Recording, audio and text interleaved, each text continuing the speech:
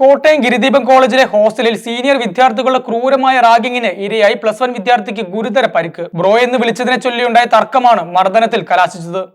മൂക്കിന് സാരമായി പരിക്കേറ്റ വിദ്യാർത്ഥിയെ പത്തനംതിട്ടയിലെ സ്വകാര്യ ആശുപത്രിയിൽ പ്രവേശിപ്പിച്ചു. വ്യാഴാഴ്ച രാത്രി 8:30 സംഭവം. റാഗിങ്ങിന് ഇരയായ വിദ്യാർത്ഥി സഹപാഠിയുടെ ഫോണിൽ നിന്ന് വിദേശത്തുള്ള തന്റെ പിതാവിനെ വിളിച്ച് വിവരം അറിയിക്കുകയായിരുന്നു. തുടർന്ന് നാട്ടിലെത്തിയ പിതാവാണ് കുട്ടിയെ ആശുപത്രിയിൽ എത്തിച്ചത്. ഹോസ്റ്റലിൽ വെച്ച് തന്റെ മകനെ ബാത്റൂമിൽ കൊണ്ടുപോയി സീനിയർ വിദ്യാർത്ഥികൾ ക്രൂരമായി മർദ്ദിക്കുകയായിരുന്നുവെന്ന് പിതാവ് ആരോപിച്ചു. ഹോസ്റ്റൽ അധികൃതരുടെ ഭാഗത്തുനിന്നുണ്ടായ ഗുരുതരമായ അനാസ്ഥയാണ് ഇത്തരമൊരു സംഭവം നടക്കാൻ കാരണമെന്ന് പിതാവ് ആരോപിച്ചു. മർദ്ദനം നടന്ന സമയത്ത് ഹോസ്റ്റലിൽ കാര്യമായ മേൽനോട്ടം ഉണ്ടായിരുന്നില്ലെന്നും ആരോപണമുണ്ട്.